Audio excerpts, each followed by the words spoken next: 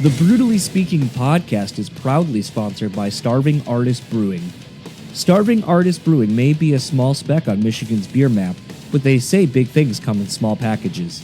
A brewery who really puts their money where their mouth is, supporting underground artists far and wide. Making delicious beers with the simple belief that you should judge beer, not people.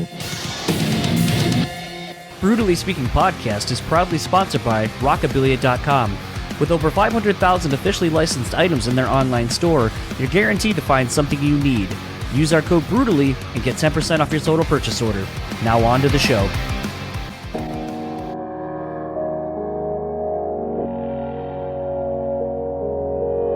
People say you have to have a lot of passion for what you're doing. This rings true because it's so hard that if you don't, any rational person would give up. It's really hard. And you have to do it over a sustained period of time. So if you don't love it, and if you're not having fun doing it, you're gonna give up.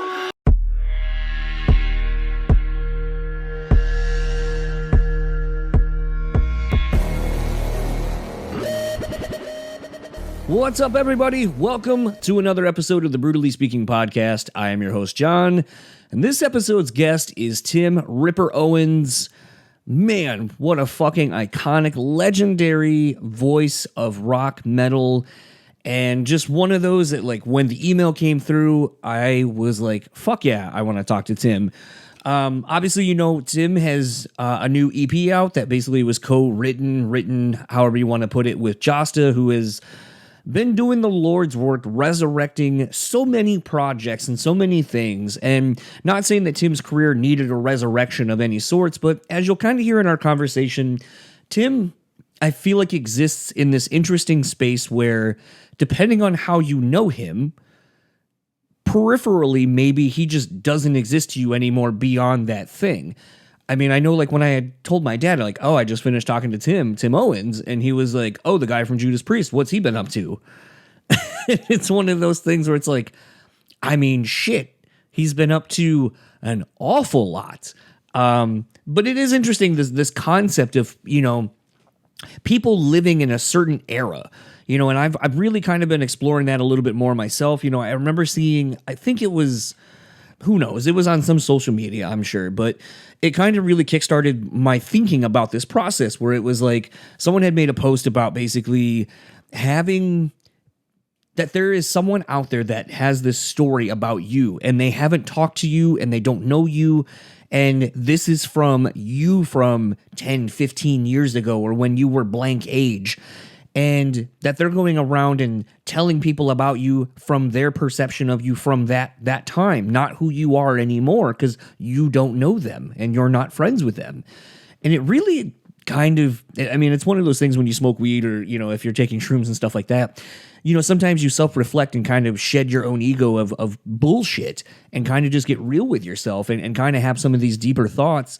And honestly, thinking about who you are and how you exist to other people is just so fucking fascinating, because, you know, some people might be like, well, they have the wrong idea of me. And that, to me, is, I don't know if I believe that. Like, maybe that version of you is real. It might be slightly distorted, or it might not be a full representation of who you are now, but that is who you were. And, you know, I know a lot of people have made the comment about, you know, you could be the hero of your own story, but you could be the villain in somebody else's, and it's really a matter of perspective. And, you know, I sometimes think about some of the things I've done to people, some of the things I've said to people, and potentially their view of me is not the best, and it doesn't negate those experiences that person has to formulate those ideas, but it does make me kind of think about just this timeline of who we are and how we exist in so many different capacities, that it's interesting when you kind of put that prism in and really expound upon it with celebrities, for lack of a better term. Someone like Tim, who, you know, exists for so many people. Like, there are fans of Tim, and, you know, people know what he's doing and has kept up with what he's been doing. And then there's people like my dad who, you know the story of Tim and how he became the front person of Judas Priest. But it's still one of those things where, because he probably doesn't actively listen to new music or keep up with people, that's where the story ends. He was that, and now he's not, and I wonder whatever happened to that guy. And it's interesting that just to kind of, I don't know, think about that, and to think that Tim has to, at times, or these people at times have to exist in whatever capacity that people remember them from, and then maybe do a little educating, like, yeah, thanks for being a fan, and I look back on that time fondly, but I also have done X, Y, and Z. And so to me, it's just kind of interesting to think about how people exist in other people's brains, and what does that look like. I know that's maybe a little bit of a heady topic to kind of discuss in the intro of a podcast, but it definitely is one of those things where, because of things like that, that's why I want to talk to someone like Tim. And honestly, how the fuck could you not want to talk to someone who has endured so much of a career in the ever-changing musical landscape of the music business? That was something Josh from Trustkill and I got into, and a lot of people seem to really enjoy talking about. And it's one of those things, to me, talking to some of these people who have been in the industry for so fucking long and have found their way. I mean, how do you not want to kind of pick the brain of someone who just has endured so much and just has the fight in them to keep doing something, and the drive to keep doing something, when I would say largely the ROI of what you're putting out may not really be worth it from a financial perspective, but that it really is about creating and about the art and about the connection with your fans and the music and all that kind of stuff. I mean, as Tim said, he's a lifer. And I mean, what's not to enjoy about that? What's not to take away from that, to motivate you to do something? I mean, I'm only approaching 7 years this year of doing this show, and I will definitely tell you there are times where I'm like, what's the fucking point? It seems like people only liked these old episodes, or people don't really dig this. Why am I doing it? What's my why? And it's talking to people like Tim. They are my why, because I love the connection and just learning from people and kind of getting motivated by the conversations I have. So, without further ado, this is my conversation with Tim Ripper Owens. I'll see you on the other side of it.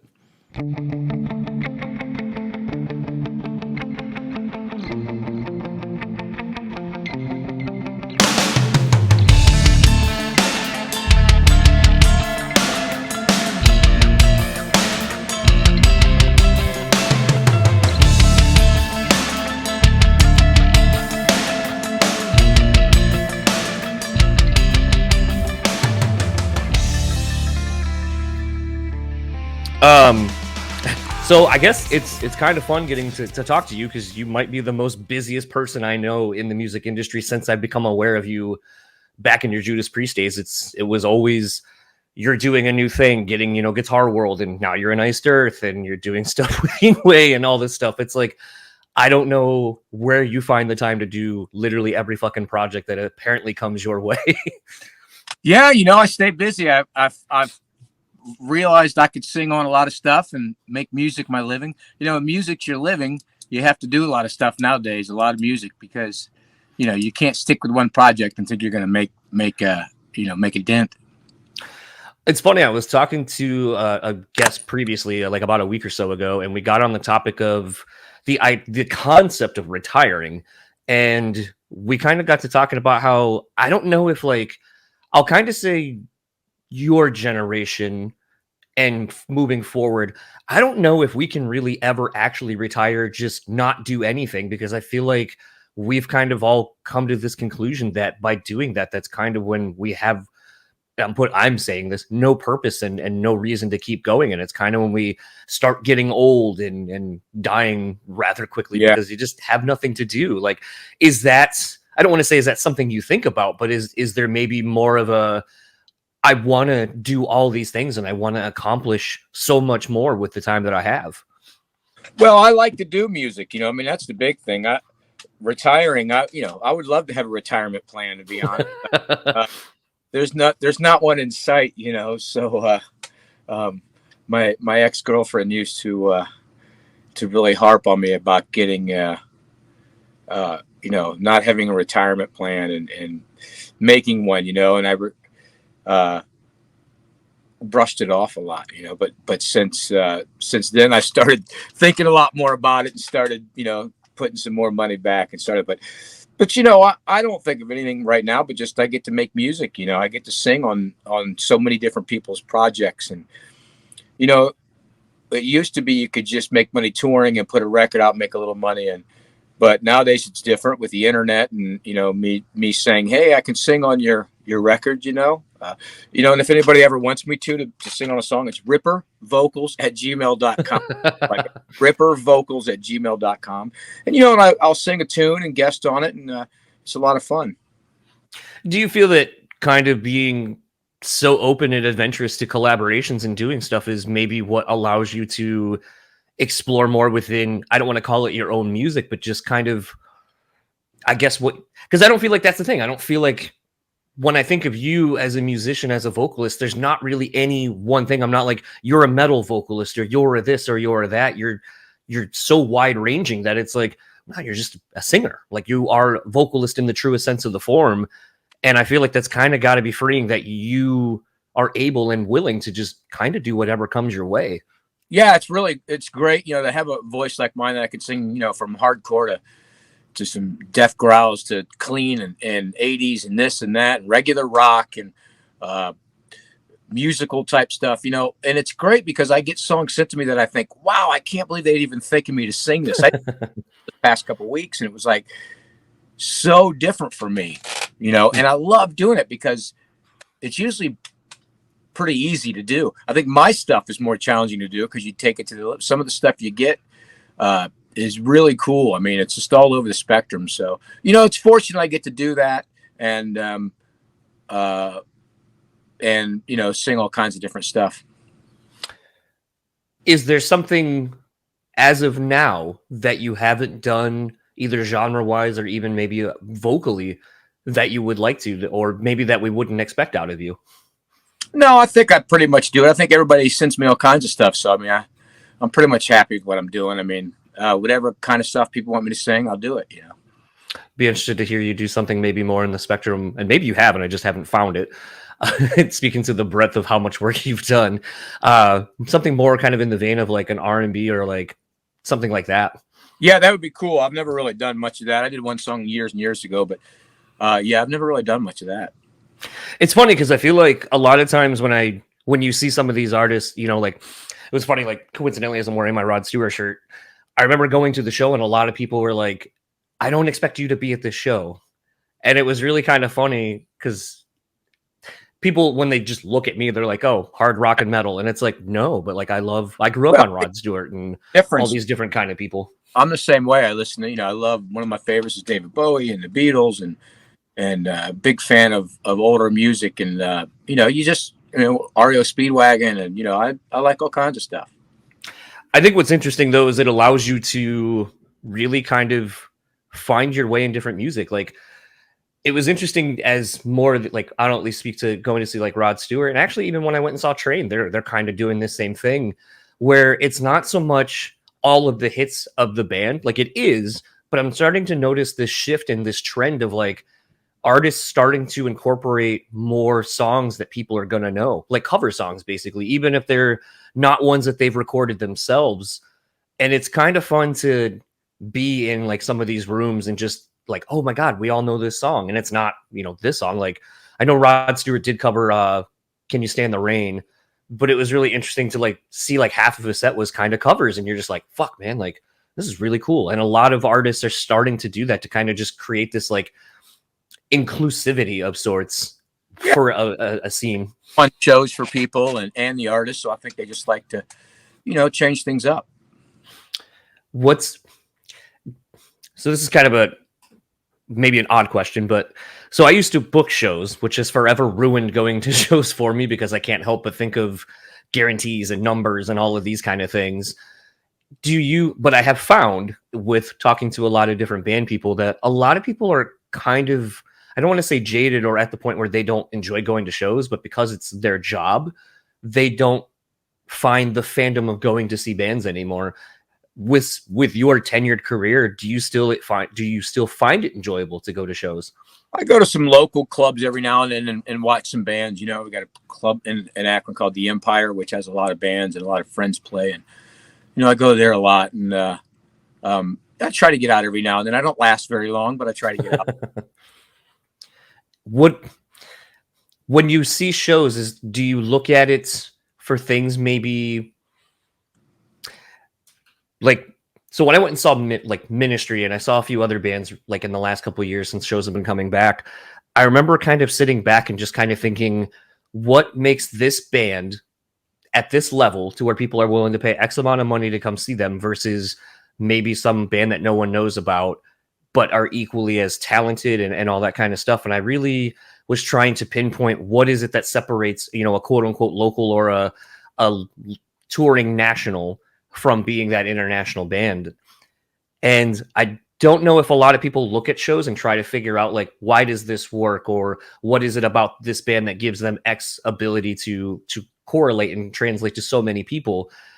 And I wonder if maybe like when you watch shows, if you think something similar to where maybe it's like what is it that is making, like, is it the lights, the LED wall? Like, that's really cool. I want to try to incorporate that into my show. Or do you take away going to shows almost as a thinking exercise of like, what is it about this that makes it work? And what can I do to maybe do the same thing and elevate my own show?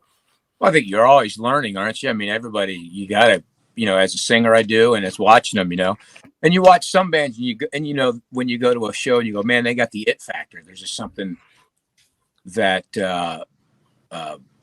that they just have, you know, and then you watch other bands and, you know, they got the luck factor. So, you know, but most of the bands that do good nowadays work hard, you know, they work hard to get where they're at. They just don't sit back and expect the venue to promote everything. They try to help out and it also helps for the people to get the information that the show's there. You know, I mean, you can have great bands and they don't know the show's there. It's going to be a bad one. But I always watch and learn. You know, I always try to figure out what's going on. I think it's interesting to always try to to learn. Like, I think that's why a lot of times maybe it's just my age and I'm starting to sound like my parents or my parents' parents probably, where a lot of times when I see new bands or whatever, and it's like, oh, it reminds me of this, I'd rather just go back to that. Or more to the point, a lot of times I find myself just going backwards to see where something started and then going, oh, okay, so this is borrowing from this was influenced by this, and just being a more informed, I don't want to say consumer because that makes it sound kind of dirty, but yeah, a more informed, I guess, musician or music lover. And I don't know that a lot of people take the time to kind of do the homework, for lack of a better term.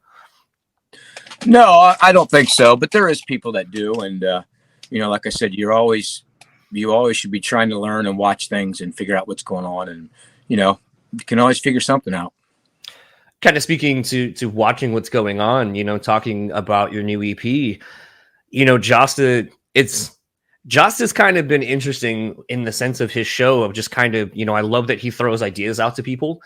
And then it's interesting to literally see them maybe a year or two down the road manifesting into actual tangible things. Yeah. You know, starting with the Dee Snider, like, I want to bring you back. I want to do a heavy Dee Snider record. And, you know, the challenge was thrown out and Dee was just like, you write it, I'll fucking do it. Yeah. And then I remember when that was done and it was successful and it kind of reinvigorated Dee's solo career, that I remember Jasta talking about, I want to do something the same with like one of the great voices. And at the time he wouldn't say who. And I think a couple of times he did mention you in passing, and I don't know if it was supposed to have been edited out, but it was interesting when he started talking about working with you and doing kind of the same thing, the same, you know, creative team that did the Dee Snider record. How was that approached on your end? Because I'm sure you've talked about this a bunch, but I mean, people listening to this show may not have heard the story. So how did Jasta approach you and kind of what was the process to get this EP done? Well, you know, I think Jamie and I talked about it 10 years ago. I think I was on the motorboat cruise and podcast. And he's like, man, we got to do a Ripper record that's, you know, heavy like the Jugulator record or the Beyond Fear record and I love that voice of yours. And we could do a lot. And, you know, it took a long time. And then finally last year, I mean, after I heard the Dee Snider stuff, I was like, oh yeah, I should do this. Cause that Dee Snider stuff was so good. And, he said it again. I think we were probably promoting the KK's Priest record. And he said, we got to do it. It's coming up on 25 years of Jugulator and this is a perfect time and we should do it. And so I said, yeah, we talked about it and got everything down and started doing it. Now, I know at least with the D record, Jasta wrote all the vocals and so forth, or all the lyrics, and kind of even did a little bit of vocal mapping for D with him in mind. Was that sort of the same instance for you, or did you actually have more of a hand in writing your own lyrics to the music? Well, it was still kind of that. That was kind of what we were going to do. I had a lot of say, and I'd change some things around and change some lyrics around, and so I had a small hand in the writing process, but it was very small. I liked the approach that I was getting from Jamie. I liked the material, and I liked everything about it. So it was just made it easier and more enjoyable to do. When you're doing a project such as this, a lot of bands will talk about when they go into writing a record or writing the next thing, we have X amount of ideas. Excuse me. I know sometimes the joke is like, we had 100 songs going into the new album and you only get 9. And it's like, what happened to the other, 89 or whatever, or 99. And it just becomes this thing where I wonder, in this process, was there more? Like, is there basically another EP's worth of music that maybe you just kind of didn't get to or didn't fit the vibe of this collection of songs? Like, do we have another Ripper EP coming down the line, or we don't just kind of wait? There is no more material. It's being written now, actually, because the plan from the start was to release a 6-song EP and then follow it up with a 10-song full length, all new songs. So that's the plan now. So we'll start working on that. I'm pretty busy with KK's Priest, and that's going to be coming out and probably doing, touring the world with that the next year. But on the off times and the different times, I'll be recording new songs for the full length. Good to hear. It's always funny because I feel like there's just some people that are just like, Jost is one of those people, because I've tried getting him on this show countless times, as I'm sure other people have. And it's always, that dude is like somehow busier than you even, with all the things he's doing, the tours he's doing, the projects he's got working on. And it's one of those that it's insanely inspiring to see people who have been in the industry so long still want to contribute to it and still do it and find enjoyment out of it. Yeah. Because I feel like a lot of people that would be this far into their careers, 20 some odd, 30 some odd years in, would probably be like, why create anything new? Everyone just wants to hear all the shit I did before, or the classic record if you have one. Why even bother spending the time and the money to put out new stuff that no one presumably is going to listen to, is usually the vibe, it seems. Yeah, it is. That's it. Is it, trying to say this, and I've become a lot more leery of asking certain questions because I know certain blogs and websites will come through these episodes and find shit depending on who I have on. So sometimes I want to try to figure out a different way to ask a question without it being so like, hey, there's the clickbait headline for you. Yeah. When you see some of the more famous bands that are on their like 7th, 8th, 9th, 10 farewell tour, and they talk about, the scene is dead, no one cares about new music and all this kind of stuff. Do you really feel that they are actually speaking from a point of like, this is really how it is? Or do you think that when people say things like that, it's really they're speaking to their own fan base and their own experiences versus kind of the broad spectrum of the statement they're making? Well, I think it's kind of a broad spectrum. I think they just say it. It's, it's different because when you're as big as some of these bands, you have all these hit songs, and then you release records and they don't sell like they used to. And, there's not hit songs. I think they just say that. I think it's great when all those bands release the new records. I think the fans love it. It's just not going to sell the same, but, they just say that. I think they just say it because it's kind of true for them, it's true for everybody. That's just how the music industry is now. It's a lot different. So when you come up, being in the music industry in the 70s and 80s, and now you got to deal with this time, it's a little different. It's funny, when I had Dennis Young on about a year or so ago, he was blaming my generation for the lack of album sales and all that kind of stuff, and that no one buys physical media and all of these kind of things. And I kind of pushed back on him, being like, I literally have a shitload of records right next to me and I buy physical media still. And, if anything, I think it really goes back to the music consumerism of his generation, where it was 7-inch singles and you're promoting a single, and maybe the B-side is the next single you put out until the next big single, and you're able to tour off of, 2-3 singles for like a year or two. If you look at like Sun Studios and all of those artists, they would just go on the county fair circuit and it'd be like, all right, you got one or two hits, you play it, then the next person comes on and it's like a 10-bin rotating bill. And I feel like the industry has really gone just back to that. But I also think part of it is maybe consumers were tired of 1 or 2, 3 front loaded albums, and then the rest of it was shit. And people were getting buyer's remorse, essentially.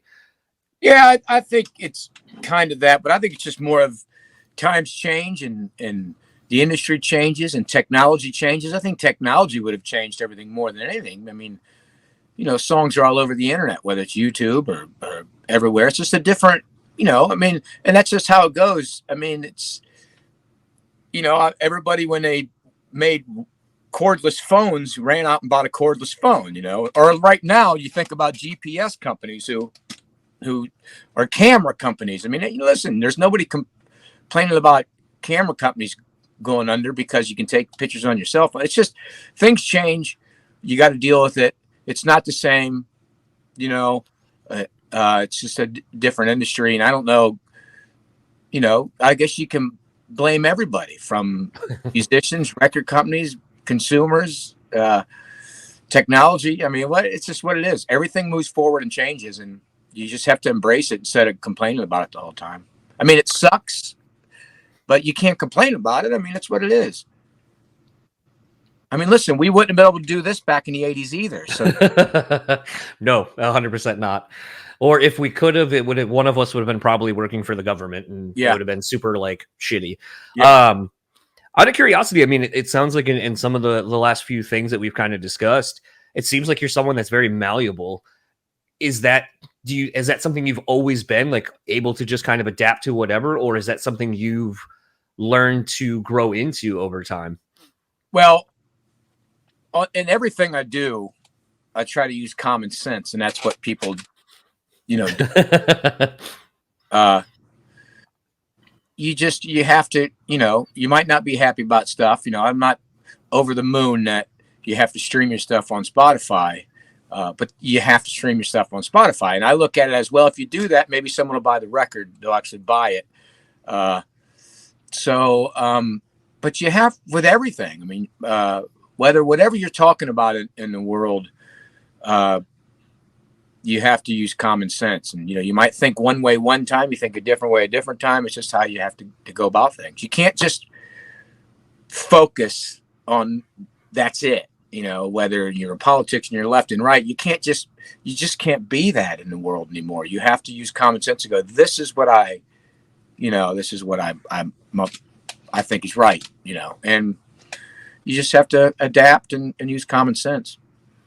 Today's Beer Minute is brought to you by Starving Artist Brewery, who share a simple belief you should judge beer and not people. Today's Beer is a collaboration from Angry Chair Brewing and Untitled Art out of Waunakee, Wisconsin, and it's their caramel coconut cookie pastry stout. Coming in at just over 11.5%, this stout tastes like drinking a Samoa Girl Scout cookie. This was such an easy drinking beer despite it being almost 12%. Super smooth, super rich and sweet, what's not to love? Thanks to Starving Artist Brewing, who remind you to support your starving artists, and please, always drink responsibly. And now, back to the show. I feel like it's interesting that, because I feel very much similarly aligned with your way of thinking.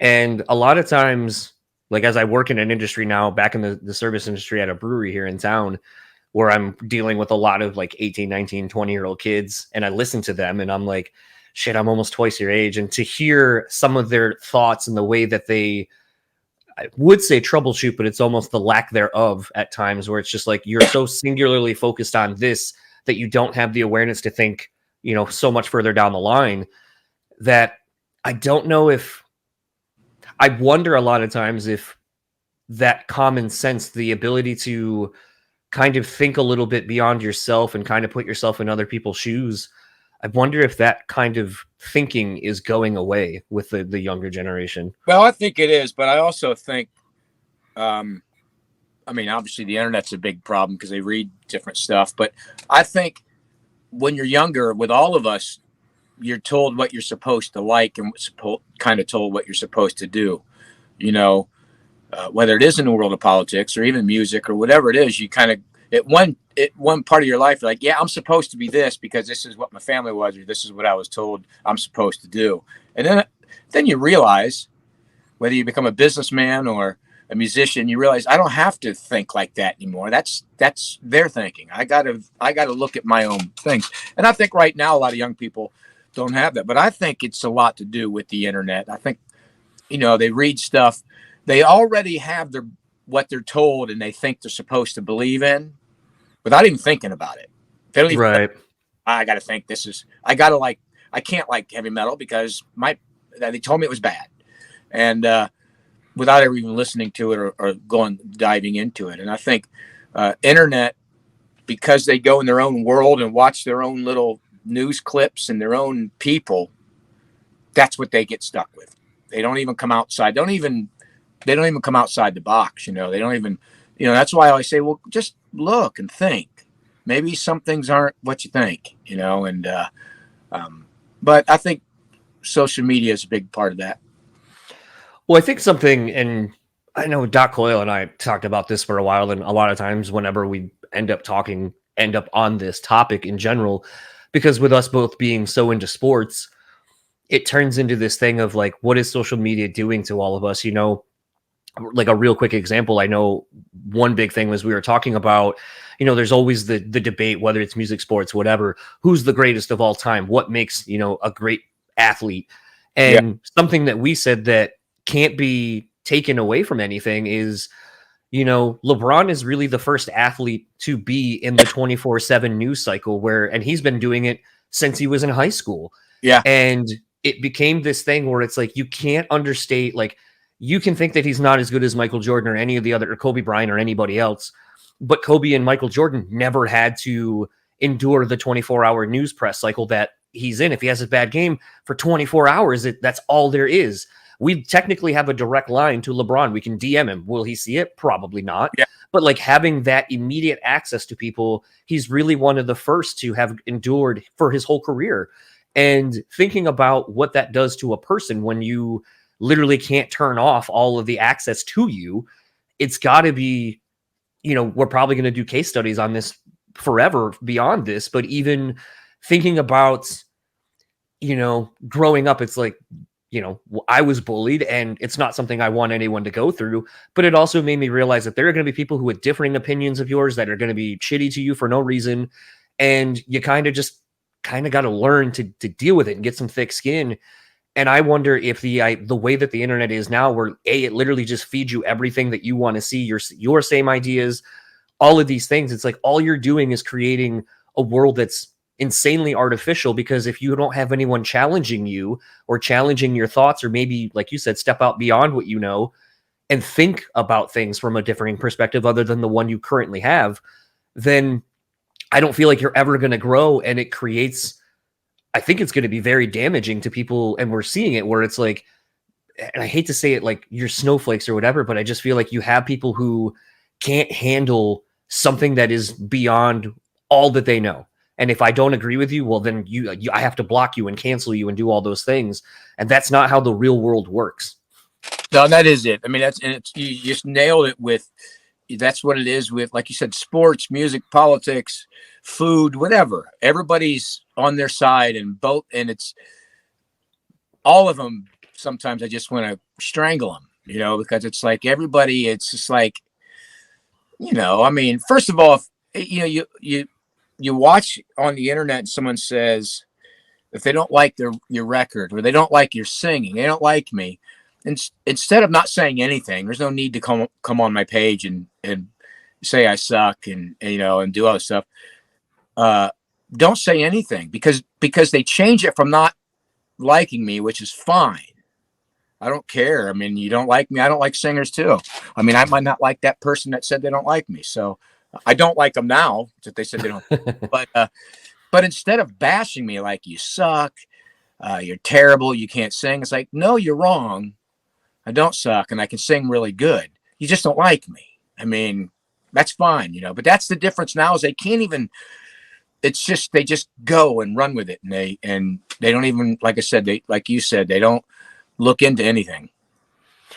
I think that's been one of it's funny because I've really been trying to refrain from being so active on my phone a lot more, like actively like put my phone face down so I can't see if something pops up or whatever, turning a lot of my notifications off, deleting some, you know, social media apps completely off my phone. And the only way I access them is when I'm sitting in front of an actual computer. And I tend to find that it's actually been really refreshing because I feel like in some instances, I'm just not as involved with things. But it's interesting to see how it's changed where if someone goes, hey, did you see blank on Facebook? No, I didn't. I haven't been on Facebook in like 3 days. And it's interesting to see like the quick processing of like, do I want to talk to you about this thing or is it really not relevant? Because if you didn't see it, then there's no reason to talk about it. Yeah. And so I feel like because of that, that has been tremendously valuable to my life where I'm more engaged in actual conversations that are of, I think, of value and meaning, at least to me.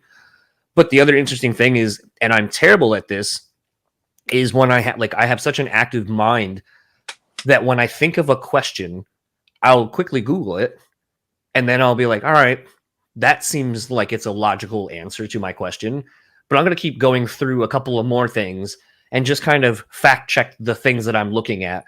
And I don't feel like it's funny because I was like, you know, the thing I hated to do the most when writing papers as a kid in school was having to do the bibliography and cite your sources.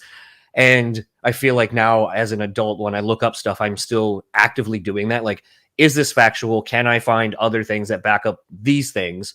Yeah. And I don't feel like people, when they have a question, I don't feel like they're willing to seek out answers, which is tremendously sad because we have a wealth of information at our fingertips. Oh, absolutely. I mean, that's it. And they just run with what they think is it. And that's it. I think the other thing that I have found to be insanely invaluable in my life has been admitting that I don't know everything. I think we live in a world now where everyone assumes that, like, if you were to ask me about, I don't know, some band or something, instinctively as me on my side, you would probably see most people like, oh, you know, I've heard of them, or yeah, I know that one song, but I don't really, you know, you do that thing where you want to be involved in the conversation so bad that you're willing to basically lie. Yeah. Because you don't want to look lesser than or not in the know of something. And I have found it so freeing to just be like, no, I don't know. Why don't you tell me? Well, that's like, what I mean, the only thing is it's people when you go, hey, do you know Rick Smith? You know, right? I'm like, oh, I think so. That's my go-to is I think so. I think I do. But with bands, they say, you know, this band. I'm like, no, I don't. I don't really listen to a lot. I mean, I'm stuck still listening to Ronnie Dio, Black Sabbath, and stuff like that. So, but yeah, I mean, it's nice to. I don't know it. I don't know it hardly anything, so I'm okay. Speaking kind of to old music, I was having a conversation the other day when we were in the kitchen, and we were just listening to like classic rock, basically. And I've been really trying to work my way through this question and figure out what is it about, you know, we'll say like, you know, old Elton John and Aerosmith and Journey and a lot of these classic rock and classic songs as a whole. What makes them endure the test of time when I don't feel like there's the same, and I don't know if it's quote unquote quality, but I wonder why those songs remain and those songs can still reach generations, you know, today and still be popular as they ever were. But I don't feel like, outside of maybe Foo Fighters, I can't really think of another band or artist that's going to, I think, stand the test of time and have those classic songs that will endure for decades beyond the band themselves. Well, I think it's because it's become more of a personal thing. I think you used to get the magazine, see the band, you'd wait for the album to come out, you'd see their video. You know, now all the videos are on YouTube, their singles are on YouTube and out there. So I think everybody just goes to that little grouping. They don't like go to the radio and here's the new hit song from, unless it's at least in the hard rock world. But you know, I think it's just everything's done different. Everything's a different approach. You know, I mean, when I was a kid, you had posters on the wall. You didn't know much about the band. Now, you know, if they've, you know, have corn in their shit. You know, I mean, it's like it becomes, hey, I just had some green beans today, and it was there. I put some bacon on it. Look at the picture of my green beans and bacon. You know everything about the musician, which I'm not complaining. I think it's pretty cool. But when I was young, I knew nothing about him. You know, I mean, I didn't. I saw Judas Priest in a magazine. You know, that was it. Do you think, actually, you know, that was kind of interesting because I remember concept of time is a little wonky right now because when you work almost 6 out of 7 days, you don't really have a concept of what actual day it is. I feel like maybe it was about a month ago where some of the blogs and so forth had posted your photo of like, you know, that you had lost some weight, you know, working out and kind of eating healthier. And it was one of those things I remember when I saw it on something, I was like, you know, why don't we post more shit like this? Like, you know, something nice, something that's like positive. And like, you know, like I remember when, for the most part, the few comments I did look at were pretty, I mean, most were pretty positive and like, good for him. I did see a couple like slow news day, huh? Which I kind of laughed at, but it was still one of those things where I was like, I kind of wish there was more stuff like this where it's like, let's spread some positivity and, you know, doing something that I think evokes, I guess, just really what it is, just more positivity and, you know, things that are going to positively influence people when they see it and make, you know, them maybe be like, maybe that was the impetus for someone to be like, you know what, I'm going to go on a diet or I'm going to start working out or whatever, because they saw a photo of you and you being open and honest and sincere with, you know, I don't want to say your weight struggles, but just something that you were proud of yourself and doing and sticking by and being that kind of positivity for somebody. Well, people still won't. Yeah, I mean, I usually don't read any comments, but I did with that because I was curious on what the comments would be because it was something positive. It was a positive headline, positive thing that people put out there. No, Blabbermouth did it. And it was positive. But, you know, read the comments. It's most of them were good, but one of them was like, he's on cocaine. He looks like he's doing heroin. Slow news day. What's this got to do with music? And I'm like, you know, but you know, it's a positive thing. And, you know, again, people are going to go there just to hate it. I don't know how you could hate and come up with something negative on that, but they still do, you know, I mean, I'm a musician. I can't afford cocaine. So it's, this might sound really stupid to ask, but was there any trepidation on your part to post that? Like, were you afraid of, I guess, maybe the shittiness of what the internet and people, strangers on the internet can be? No, I don't post a lot of personal stuff. I don't say a lot of, you know, I pretty much go straight forward with music. And I have, especially the last 4 or 5 years, I just went straight forward with music. But, and what I'm doing and posting that stuff. I don't post, every now and then I post some pictures of my kids and I, but I just said, yeah, I mean, listen, I was, you know, I figured what the heck, you know, I took the picture to send to my kids in the gym. And I'm like, yeah, this looks, you know, 50 pounds. It looks pretty good. And so I posted it, you know, I mean, proud of it. I work hard. I go to the gym every day. I went this morning and, you know, I'm hungry all the time, but I you know. It was one of those where I think sometimes, you know, kind of going back to your comment about like the people that we had posters up on our walls, if people still do that, that it's like they are these, they're not even people because they're like so larger than life and they're these unattainable figures, for lack of a better term, or like I guess you could almost say they're gods because we put them on a pedestal and you know, we just do that as people. But it is one of those things where seeing that, like I remember thinking to myself, it's really ballsy to do something like that, and I really wish I didn't have that as my first reaction. But I know just how people are. But like to me, it was really cool because, like I said, I think it really showcases a more human side of you. I think it makes you seem more of the everyday person that maybe others don't see you in. Yeah. Well, anybody that's met me and knows me, not the people that think they know me and blast me and say, this is what Tim's beliefs are. They don't know me at all. I'm a family guy. I live in the same town I've always lived in. I got the same family and I got the same friends. I don't go out. I hardly ever drink. I mean, it's, you know, now I drink a beer on stage, but that I don't drink after or before. I don't drink now. I got a 6-pack of Michelob Ultra for New Year's Eve, and I drank 2.5 of them. I still got 3 of them unless my nephew drank it in the refrigerator. They don't know anything about me.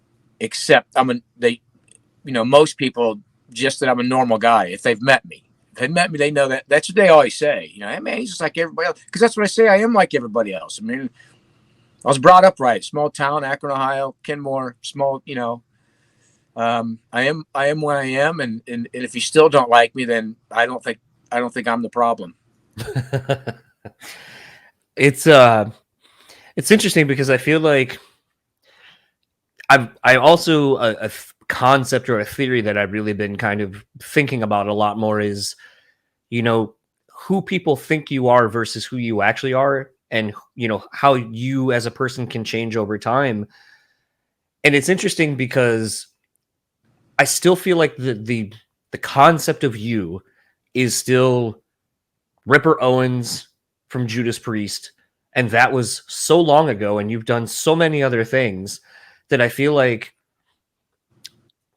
I don't know, and I guess I'm still kind of trying to figure out how to ask the sort of question, but is it interesting to talk to people and figure out where you are in their mind as far as like in your career? Like, oh, I'm always for you. Yeah. I'm always going to be the guy from Judas Priest, or I'm going to be this guy. I don't mind that.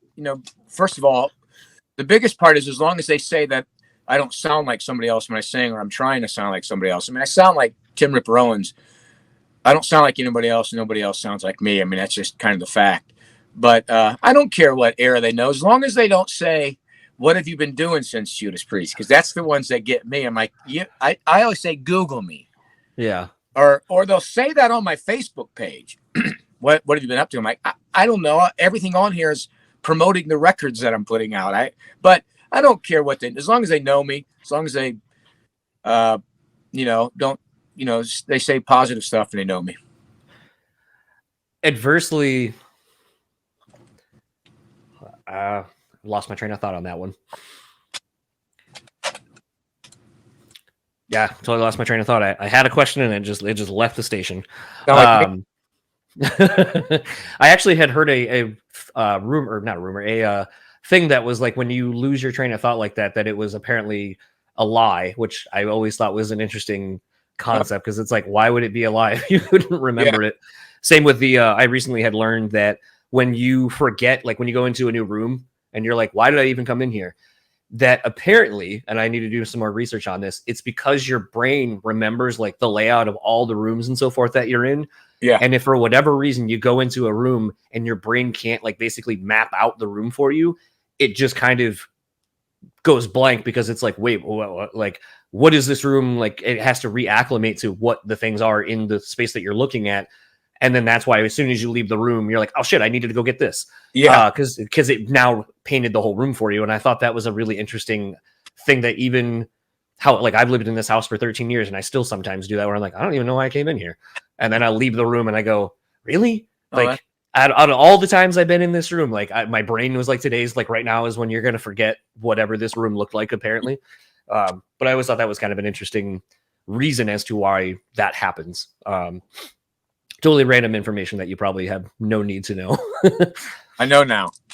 Kind of speaking to, I was going to say like with KK's Priest and stuff like that, like I think a lot of people were kind of surprised to see you be tapped to be the vocalist for that band. But I think if you really step back and kind of look at it logistically, it made the most obvious sense. How has it been to kind of reconnect with him and kind of maybe get to play maybe some deeper cuts that you didn't get to in your time in Judas Priest? Well, it's great. And, we've been friends since, and anytime I toured through the UK, Ken would drive 2 hours to come to the show and hang out. So he was always around, and,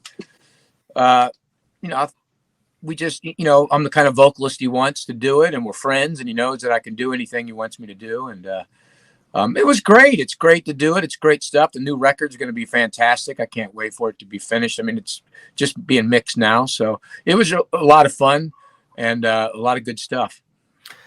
I have been pleasantly surprised at how much material has been getting pumped out by him since he left Priest. And it's just been one of those where sometimes like you see that and you're like, why has it been taking other people so long to put out anything? Yeah. And it just seems like sometimes in these instances, it's like, well, it doesn't seem like the well was dry from, or at least this person. And no, and he wants to write, and he's always written in the same style that he writes now, and this kind of shows people that he has been a big writer, you know, and you could tell by these songs. I mean, they're fantastic. So he just loves what he's doing.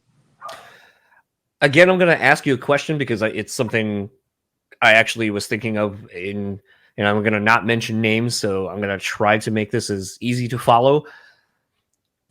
With one of your former bandmates kind of getting into a lot of hot water in the last few years for one of the big events that happened. Okay, you know where I'm going. Okay.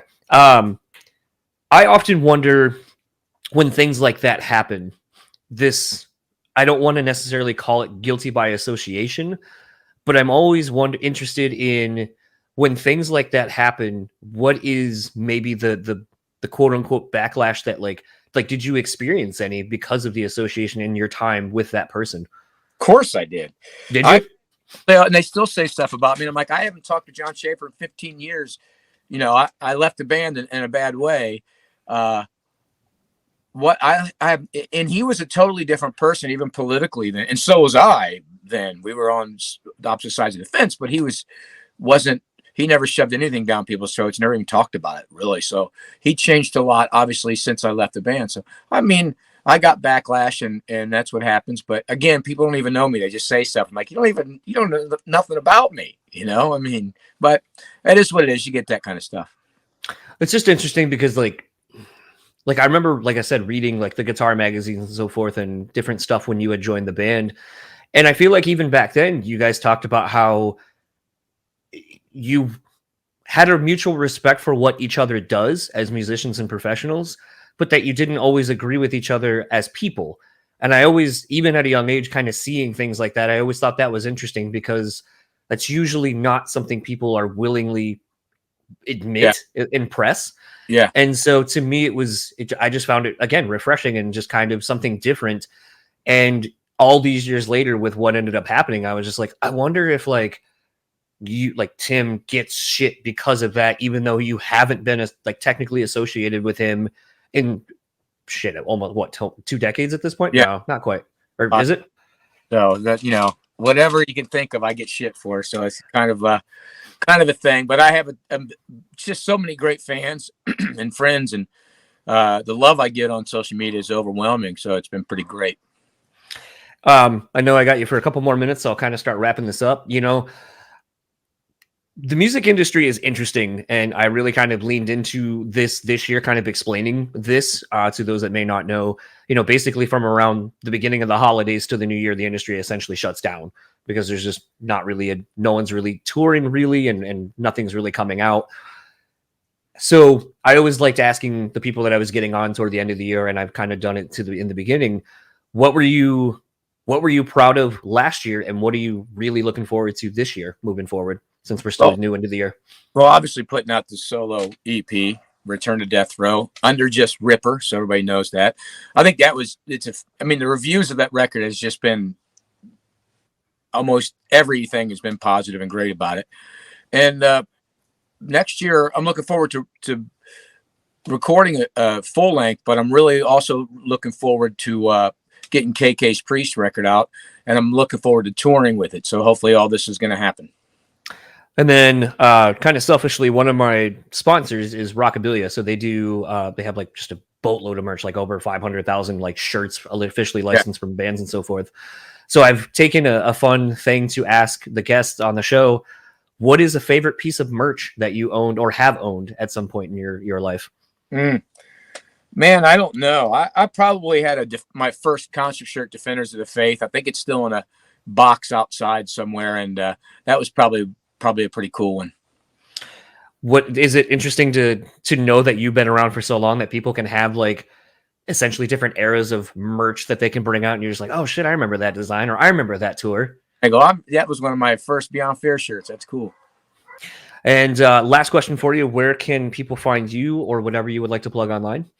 Well, they go to the Rip Owens Linktree thing, I think, but on my Facebook, Rip Owens Official, or Twitter or Instagram, it all has the link to Tim Ripper Owens, all my Linktree site, so they can go there and they can get the record at martyrstore.net. Great bundles, even cassettes. We got everything, so everything's.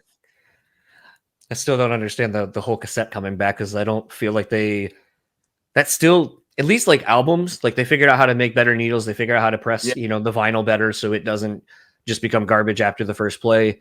Tapes, it's like, I don't know. I assume you can't make tapes better from stretching and all that. So I don't, I guess it's still one of the mediums that came back where I was like, I don't get this one. Yeah. Well, enjoy the rest of your day. Thank you so much for the time, and hopefully be seeing you on the road sometime this year. Well, we'll do it again. Yeah, absolutely. All right, man. Thank you. Bye-bye. So that was my chat with Tim Ripper Owens. New EP is out now. Obviously, he's in KK's Priest. They're doing a lot of touring. The man, as I said, almost essentially right in the beginning of the chat, is probably one of the most busiest fucking people in the industry. Like, I respect the hustle and the hard work and just the work ethic of Tim. He is someone that you can look at and just go, he does it for all the right reasons, and it's really just commendable at the end of the day. And, I had kind of alluded to in the end of the Jay Gordon chat from last week's episode of, kind of being respectful of people, and that we're talking about people and some of the things that, relationships and so forth that these people are having with others. And the question about John, I'll say his name since Tim did during the chat. My question about John and Iced Earth isn't to start drama. It isn't to get a fucking headline. And I probably honestly will see it somewhere. Blabbermouth has been pretty good about combing through stuff recently and just running things that I find to be very, I don't want to say odd, but just, like the Pop Evil one stands out, where it was like Haley had to get a job during the pandemic that wasn't music related. And it's like, that's a headline? Oh, okay. And I think a lot of people, by and large, based on the comments, felt very much the same way. It was like, oh, slow news day, huh? It's just interesting to me, this concept of, like I said in the intro, like who you are to others and how that kind of manifests in different ways. And to me, the interesting thing about, Iced Earth, I mean, Tim hasn't done anything Iced Earth related in quite a while. And it sort of harkens back to the question I had asked Blue from Phil Anselmo and the Legals, where Phil was going through the process of essentially getting canceled over the Dime Bash stuff and, being tied to somebody in a career setting where potentially you could see people essentially being guilty by association. Just because you are in a band with this person, people automatically assume you are just like that person, share the same beliefs, all that kind of stuff. And it's one of those things where, because at the time, the Capitol riot anniversary had just happened, and thinking back to, a year of that, and obviously John is still dealing with the ramifications of his involvement in that I could see the internet being this vacuum of a space where people probably are reaching out to Tim and just, probably being rude and shitty to him for no fucking reason, just because he was in a band with somebody. And I think like a way bigger scale of that even is, because I had just heard someone talk about this band the other day in The Lost Prophets. And they were like, I finally went back and listened to those first two records, and I just couldn't for the longest time. And it really sucks because the band made good music. The band lost their livelihoods because of the horrible and despicable things that Ian Watkins did. And it becomes this thing where I don't think that people realize just because there's one bad seed in the bunch doesn't mean that everyone is bad too. It just means that they unfortunately are tied forever to this shit thing that happened. In the instance of the Lost Prophets, a fucking horrible, horrible, horrible thing that one person, one of the most vile people I've ever fucking read about. And unfortunately, it's tarnished their livelihoods and their ability to create more music, because I feel like there's just this stain on them now forever as the entity of those people. They will always be kind of known for that thing. And when you think about things like that from that perspective of just like in an instance, someone else can just take away something or tarnish something, your own name even, what does that look like? And so to me, it was just really interesting I mean, Tim obviously still has his career, does a lot of things, so it doesn't seem like it has done much to him. But I wonder, do people actually just assume because he was in a band with John that all of a sudden now it's like, well, you must feel the same way, or all these kind of things, whatever. I don't know. That's why I asked. But I tried to be very courteous in the moment, not mention John's name, try not to give him more publicity for being essentially a shitbag, my opinion. And it just is one of those things where I'm glad that Tim answered it. It was interesting to me to kind of go through the process of what that looks like.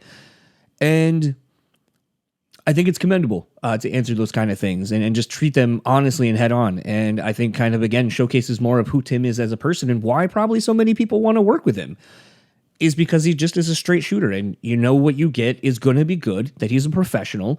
And I think that kind of came through in that answer. I mean, throughout most of this chat, I mean, I was constantly just like, I can see why people like working with you and why they want to work with you. And it's very commendable. I keep coming back to that word, and I kept thinking about it when we were chatting as I was just like, I just feel like you're a very commendable person for a lot of the things you've done and endured in your career. And to be this far along in your career, put out a new EP, Return to Death Row, I mean, this thing's banging. Like, I remember putting it on, and I was just like, man, this is Jasta and his crew of people that have made the last, couple of D. Snyder records, this Ripper record. They are able to, I mean, they just do their fucking homework, and they set people up for success. I mean, this is definitely in Tim's wheelhouse. The D record was so much in D's wheelhouse. Like, it is astonishing in this day and age where we use AI to create different kinds of art, be it paintings or drawings or even music now, that we have people who can do the same thing way better. Like, this is, if you were to ask AI to create something for Tim, I don't think it would have been done as well as, or I should say with the care and respect that what Jasta and his crew are doing for these legacy acts and kind of bringing them to new light and bringing them into the new generation for people. Hopefully this new EP honestly brings Tim to the forefront for people to understand why he's special and why people like me, who maybe you wouldn't think I'm a fan of him, but have been a fan of his for a very long time, since my introduction to him back in his Judas Priest days as a young kid. And I'm excited. I mean, as he said, there's more coming. Bring it. I'm excited. The EP was not enough. 6 songs is not enough. I need more. So support Tim Owens, Tim Ripper Owens. Support him out with KK's Priest when you can. Let's kind of get into the wrapping up of this episode. If you would like to keep up with Tim Owens on Facebook, you can find him at Tim Ripper Owens Official, Instagram at Tim Ripper Owens Official, and Twitter at Tim Ripper Owens. You can also pick up the new EP, Return to Death Row, over at martyrstore.net/artist/Ripper. It's all in the show notes. Again, I harped on that in the last episode. I do it for a reason. Make it easy for you. Come on. Just go there. If you would like to keep up with everything going on with the podcast, simple enough, brewspeakpod.com. Send me an email at brutallyspeaking@gmail.com. Let me know what you thought of some episodes, what you think of some upcoming guests you would like to see on the show. Whatever you want to say, send me an email. I'll reply to it as quickly as I can. It's been great. Like I said, the last couple of episodes, actually. It's been really great kind of getting some feedback from everybody on past chats, something that we talked about that you were into, thinking about, whatever. The Tom Denny episode definitely is one that a lot of people seem to identified with. Really enjoyed seeing a lot of people showing Tom love and being into the fact that he's back making music.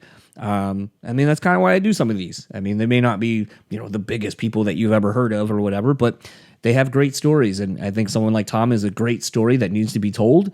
And same with Tim's. So thank you all for listening to another episode, and I will see you. Well, actually, I'll see you a lot this next week. I know I'm dropping this on Sunday, like I always do or try to do, and then essentially you are being bombarded with 4 episodes collectively with all the guys from See You Next Tuesday. You'll get individual episodes with Chris Fox, their vocalist, Rick Woods, their bass player, Drew, the guitar player, and Jimmy, the drummer. This was a fun little idea I had, and I actually was trying to do it with the guys in Nothing More around the release of their latest record, and it was just something I threw out to Fox and the dudes, and they were into it, so it has been fun getting to chat with everybody. I'm not looking forward to doing all the work that requires me to do such a thing, but very much looking forward to helping them celebrate the album release week by doing something a little bit special and having everyone get to know everyone individually. So I will see you all in a couple of days as we start the See You Next Tuesday week, and I will talk to you all then.